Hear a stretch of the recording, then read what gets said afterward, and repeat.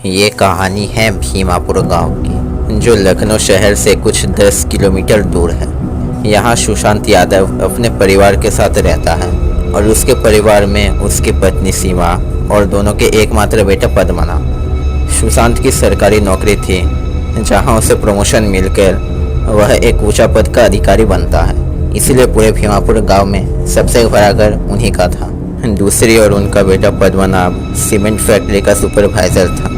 सुशांत की उम्र हो जाने पर उसे रिटायरमेंट मिलता है और अब परिवार का सारा भार पद्मनाभ के कंधे पर आ जाता है, जिसके चलते वो भी मन लगाकर काम करता है। एक बार की बात है, पूरे परिवार काशी विश्वनाथ घूमने जाता है, जहां उनका परिचय होता है एक बहुत प्रसिद्ध बाबा से, जो अपने मंत्र के बल पर कई लोगों का समस्या का समाधान कर पाते थे। कभी किसी अंधे के आंखों में रोशनी लाना या फिर किसी गरीब को धनवान होने का उचित उपाय बता पाना।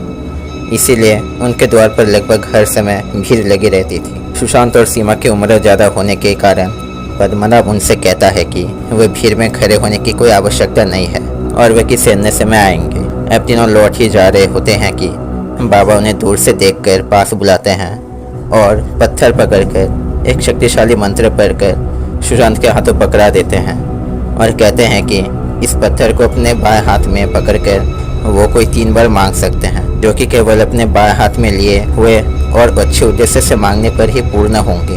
पद्मनाभ को तब जोरों से पेशाब लगने पर वह अपने पिता माता को वहीं छोड़कर बाहर हल्का होने जाता है और न तो उसे पत्थर के बारे में कुछ पता था। वे लोग वापस अपने गांव पहुंचते हैं कि आधे रास्ते में उसके फैक्ट्री के नुकसान के बारे में वहां के कर्मचारी कहते हैं, जिसके चलते इस महीने उसको अपने वेतन का 1/4 हिस्सा मिलता है। और यह सब होता देख तीनों को बहुत चिंता होने लगती है। तभी सुशांत को उस पत्थर का याद आता है। तभी सीमा उसे सुझाव देती है कि क्यों ना वो 30,000 रुपये का बर मांगा जाए, जो किसी खराब उद्देश्य से मांगा नहीं जा रहा। सुशांत भी इसमें हामी भर देता है, लेकिन दोनों में से किसी को भी ये याद नहीं आता कि पत्थर को आखिर रखना किस हाथ में है। और पद्मनाभ को पत्थर के रहस्य के बारे में घर आने के बाद पता चलता, लेकिन उसे कुछ समझ नहीं आता। इसी बीच सीमा पत्थर को दाएं हाथ में रखकर वर मांगने को कहती है। सुशांत भी वैसा ही करता है, लेकिन पद्मनाभ को यह सब मजाक लगता है। अगले दिन पद्मनाभ काम पर तो निकलता है, लेकिन लौटता नहीं है, जिससे सुशांत और सीमा चिंता में पड़ जाते हैं। तभी फैक्ट्री का एक अधिकारी सुशांत के घर पहुंच उसके मरने का खबर देता है। दरअसल फैक्ट्री के कई मशीनों में यांत्रिक त्रुटि देखी गई थी। जब पद्मनाभ एक मशीन का जाँच कर रहा था, उसी समय वो मशीन अचानक काम करने लगता है। पद्मनाभ के शरीर का आधा हिस्सा मशीन के भीतर होने के कारण वो बुरी तरह घायल हो जाता है। हॉस्पिटल के डॉक्टर उसे स्पॉट डेड कहते हैं। कंपनी ने इस घटना की जिम्मेदारी लेने से मना कर दिया है, लेकिन मानविकता के चलते उन्होंने आपके परिवार के लिए 30,000 रुपया भेजा है। अब पद्मनाभ के मरे हुए 12 दिन हो चले थे कि तभी एक शाम सीमा अचानक सुशांत से आकर कहती है कि उन्होंने 3 बरों में से केवल एक की ही मांग की है, क्यों न दूसरे में उनके बेटे के लौटने की मांग की जाए।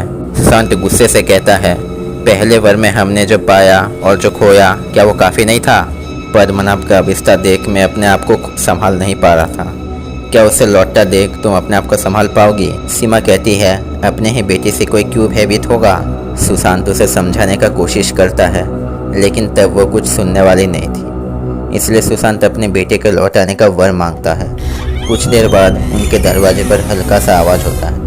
सीमा उठकर जाने ही लगती है कि सुशांत उसका हाथ पकड़ रोक लेता है।